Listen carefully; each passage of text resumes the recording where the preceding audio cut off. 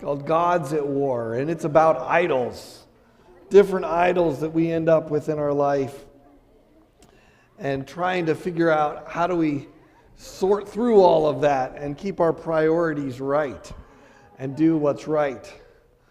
I think it's kind of like Black Friday over here. I don't know. Do we have an idol of candy maybe? It's all good. We're almost there. We're dealing with this series, idols, and last week Doug talked about one of the idols, so I got us a visual here to start with. So this is your life, your heart, the throne of your heart, right?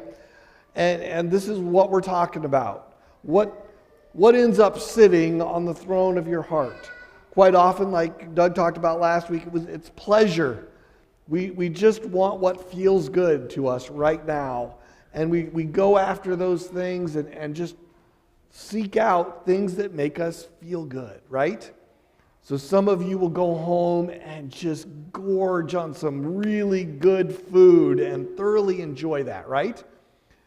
And that's very easily an idol, just seeking pleasure and then sitting and watching football for the rest of the day, right? Relaxing, that's a good thing. Resting, that's a good thing. But when it turns into us just wanting pleasure for our own sake, we've made an idol for ourselves. So this week we're moving to just another side of what happens in our lives, and that's the idol of love. And obviously love's a great thing. God is love, right? But somehow that gets corrupted sometimes. But before we get to that, I have to share just, I was actually on Facebook. I don't have all the Instagram and all the other Snapchat stuff, but I do have Facebook, and some of you need to be careful what you post. So, no, I actually got permission, but I'm not telling you who it is. So, somebody wrote this regarding love, and this is the good side of it. Years ago, I walked into a small cafe and met by a tall, super hot, sweet, very chatty guy. Oh, I actually got this on the screen, so I can give that to you. Oh, I was going to talk about this first, but yeah, we'll come back to it. Sorry, I got to get the right stuff on the screen here. This is what we're looking at for love, right? Affection, approval, admiration, affirmation, acceptance. That's what we're really longing after when we're talking about this. And so this is when it comes true. Partway down on the screen. We talked. We talked before we met, but boy, was I nervous to meet him in person. It was like a movie. It was raining that day. I walked to the cafe in the town where I lived, opened the door, and took a step in. Closed my umbrella, and there he was, standing at the top of the stairs. Can you picture it now, right? Waiting. Our eyes met. My heart melted. I'm not one to believe in love at first sight, but this was different. I've never felt that way about anyone the first time I saw them. From that moment on, my life changed forever. He was and still is my knight in shining armor, the love of my life. Anybody crying yet? We're okay?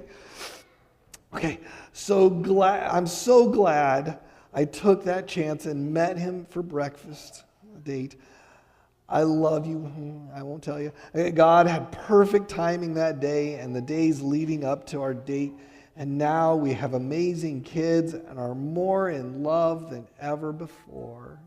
Everybody go, "Aww." And don't you wonder who wrote it? Some of you probably know from Facebook who did.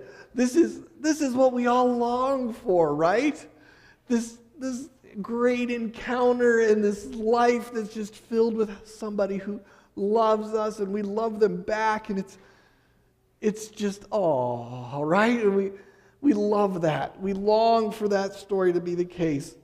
And that's God's desire in many ways, right? He created us for companionship. God made us with this need for love. And it's a good thing, and we should celebrate it and rejoice in it. But where we're going today is this other side where often that need for love, that need to fill in that gap, becomes an idol. It becomes something that pulls us away from God instead of points us back to Him.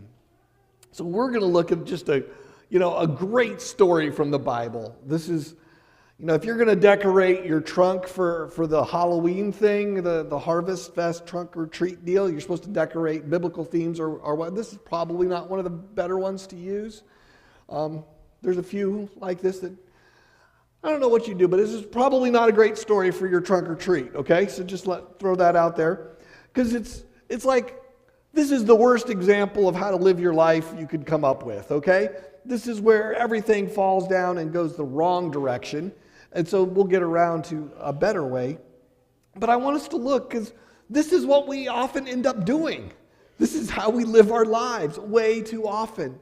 Instead of letting God be the center, we let this love idol, the God of love, just consume us. Our need for acceptance or affection, our need for approval or affirmation. We long for those things to come into our lives and lift us up and to fill that need, and it often falls short. So in Genesis 29, we're going to kind of walk through this story. It's the story of Jacob, the grandson of Abraham and the son of Isaac. If you remember, he had a brother, Esau. They're twins, and things didn't go so well between them. There was kind of this ongoing battle to get the birthright, to be the more loved child. One's loved by mom, one's loved by dad. It's ugly, right?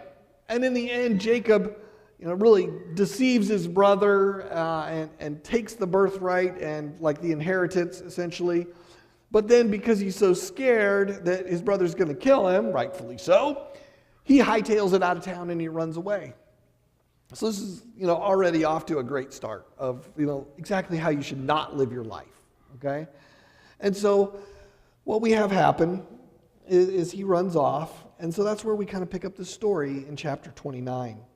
We're going to look at the three characters in the story and how they were corrupted by this idol of love, this longing and this need that we fill in the wrong ways. So the first person is the lover in the story. You maybe know somebody like this. And Jacob was captured by lust. Plain and simple. This is what rules him throughout the story. And we pick it up in chapter 29. So then Jacob continued on his journey and came to the land of the eastern peoples. There he saw a well. And eventually at the well shows up a young lady who has sheep with her. And he's awestruck. And so is she. And they're thrilled because they find out that they're distant relatives. So that's also kind of weird, but kind of alto as well. So we'll just leave that alone, right?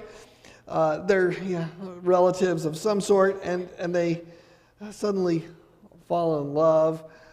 They go back to see Dad, who is Laban. They spend a month, or he spends a month with him working and kind of getting along. And so then we continue the story. Now, Laban had two daughters. The name of the older was Leah. The name of the younger was Rachel. Leah had weak eyes. Now, this is a weird one. Weak eyes. There's a lot of different discussion about what weak eyes meant. And so, I don't know. But we can tell by the opposite of what happens here what he's getting at. But Rachel was lovely in form and beautiful. So, Jacob kind of had a thing for Rachel and kind of didn't have a thing for Leah, right? And so he wants the other. He wants Rachel. And so, verse 18, Jacob was in love with Rachel and said, I'll work for you 7 years in return for your younger daughter, Rachel. Oh, 7 years is a long engagement, isn't it?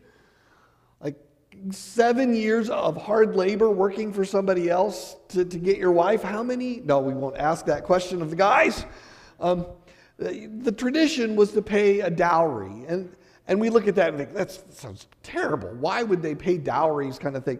But at that point, the idea was, so I should have paid Stephanie's dad, an amount of money that would allow him to put that into a savings, into a trust of sort, that if I would die young or if I would just leave her and abandon her, she could return home and dad could still be able to take care of the daughter, is the idea behind that trust.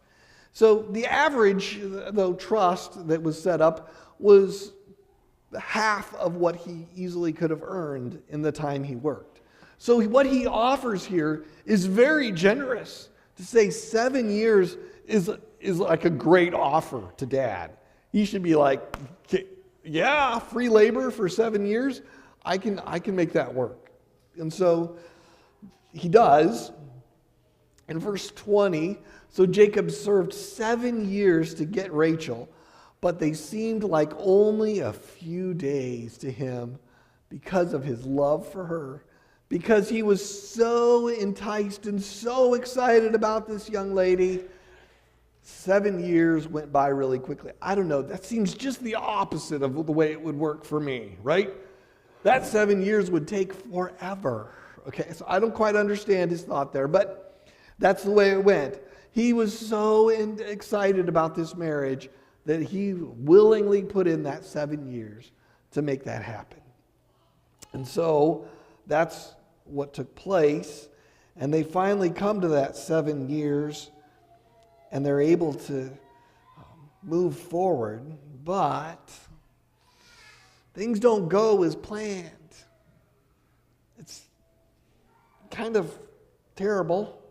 But this is what happens, I guess, sometimes with life. Laban has the big festival where they were drinking, most likely at least. And so after the wedding festival and so forth, Jacob wakes up and he's with Leah, not with Rachel, the one that he loved. And dad had swapped in the kids. So what a great theme, right? This is so right in so many wrong ways. This is terrible.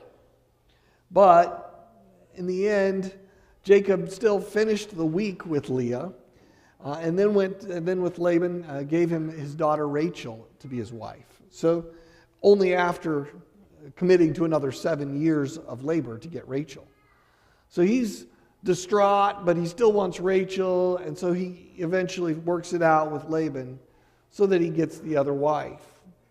What we read later on then into the next chapter is even worse. Jacob becomes kind of this pawn in this really kind of sick family kind of system, right? And all he's really interested in is more wives and whatever. He doesn't really care what happens with his family other than that his needs are met through his wives. And so each of these wives give him their servants as well as wives. He ends up with 4 wives and a slew of children from each of them, and that's his life at this point. It's all about his needs, fulfilling his need for lust. And so he's captured into this life of sin, distracted from what really should be important to him by the women in his life and by his lust. The next one is the unloved one, Leah, and she's captured into this idol of love through rejection, through not having it. She didn't get it, and so while you've got the lover enticed into this God of love in the desire to just pursue it and meet it in the wrong way, you've got the unloved one, Leah, pursuing it because she doesn't have it and can't get what she really wants in it. It becomes the goal of her life, is to get Jacob to love her, to really care about her, to not just use her, but to love her. It says in verse 30 here, and his love for Rachel was greater than his love for Leah, and he worked for Laban for another 7 years. And then 32, Leah became pregnant and gave birth to a son. She named him Ruben, for she said, "It is because the Lord has seen my misery, surely my husband will love me now. So the word here for Reuben is to see my son. See, I have a son. It's this cry out to her husband to say, look, I gave you a son, and she hasn't. That you should love me more. I should be more important to you. She has another son and does the same kind of thing. She has a third son and does the same thing. For the third one, she says, now at last my husband will become attached to me because I have borne him 3 sons. It's this pursuit to fill this need through her husband who's not giving the love that she really wants. And it ends up ugly for her. And so we come to the next one, the third one, Rachel, who's captured into this God of love through some jealousy over the sister who's having children. And she's not having children, so she's distraught over that. In verse 1 of chapter 30, when Rachel saw that she was not bearing Jacob any children, she became jealous of her sister. So she said to Jacob, this is the key, give me children or I'll die. She turns to Jacob as if he can fix her problems, as if he can do this for her. Give me children. Well, clearly the problem was not with him. Jacob became angry with her and said, am I in the place of God? That's what we're talking about today. Are you putting me in the place of God in this situation? Do you think I can meet your needs in that way? I can't. That's not my role. I don't have that power. But you're coming to me to do this. And I can't meet your needs. So let me explain it. So I brought my little red wagon today. A couple people mocked me when I brought it over to church this morning. But I brought my little red wagon anyway, because it has at least one visual for us inside the red wagon. So occasionally I get responsibility for, the plants in our house and have to do the potting. And so I recently repotted our plants in our house. I hate that work. It's dirty, but for whatever reason, I do it. I should just throw out all the plants and get some plastic ones and call it good. But there's one thing that I find really annoying, and that's that these pots that you buy have a hole in the bottom. You ever notice that? I assume some of the guys have never potted a plant, right? Hopefully, they put a hole in the bottom so that the water's going to run down. Now, what I'd like you to think about today is if we're the pot and the plant, essentially, okay? So we're the ones, this is us, this is our life, and we want to grow, right? And so what we often try to do is to keep filling it up with water. Just keep pouring water into the pot, right? We want people to be that water, filling us up, nourishing us and enabling us to survive. But with the hole in the bottom, the water just keeps flowing out, right? There's no way a plant is going to survive in a pot without any dirt. And so this is where God's love, if I look at this, I go, His love is the dirt. If we don't have any dirt in here for the plant to grow, the water flows out and it's gone and it's wasted. And the plant's going to die. If we put dirt in here, there's something to hold the water that actually works and makes a difference. And so we love to let other people try to meet our needs, but it's not going to work. The water just keeps flowing out. But if we put dirt in the pot, then there's ability for that water to stay and to nourish us along with the dirt. And so that's what we're talking about. This is the point. Only God can fill your love planter, right? The emptiness, the longing for love, it's not going to get met through the people around you.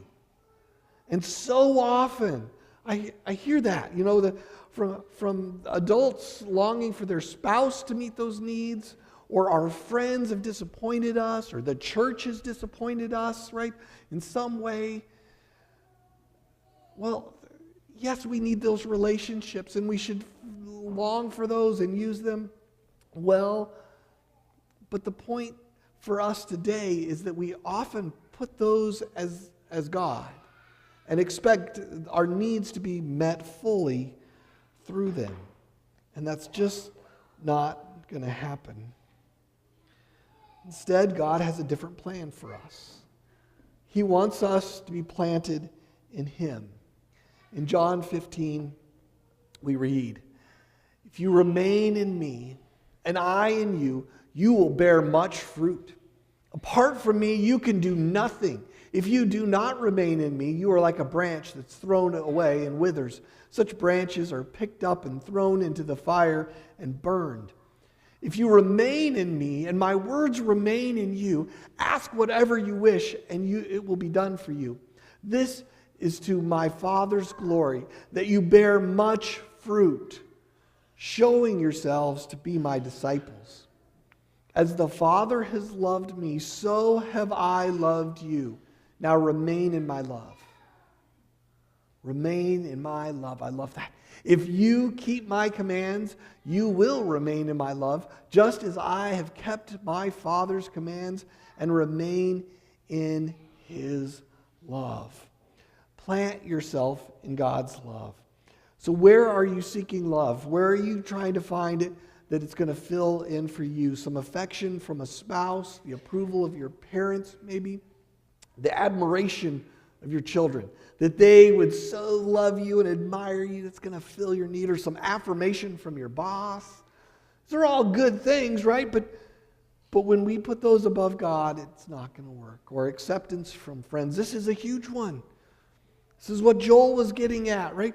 When we need more Twitter friends and Facebook friends, and we long for that, and we want to just fit in. There's all kinds of ways that we blow ourselves up in doing that. And so when we look at some of those things, drinking, we end up going into things that are pleasurable for the moment, right? But why are we doing them? We're doing them in some ways simply to get acceptance, to get approval from others. I love what I read. So juuling is the latest thing for our teenagers, maybe some of the adults. So basically it's nicotine in a USB drive, for those of you who are new to this. And so you can puff on this thing and there's no real odor, people don't really notice it, and you can get away with it very easily. So I read this. One anonymous 15-year-old describes it like this: "The first time was in a lunchroom. Everyone else was hitting it, juuling, doing this. And I was like, all right, I want to try that." Let's just be honest, right? Everyone from this person's perception was doing it. In the lunchroom at school, okay. How's that work? I want to try that. I guess I knew that there was nicotine in it, but I had no idea that it had so much. When I hit it for the first time, it was like really crazy.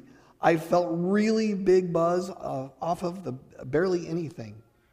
It hurt my throat more than anything else I've done. I hit it and coughed immediately. At first, it was fun, and it was just something that I could do anywhere. It's so easy.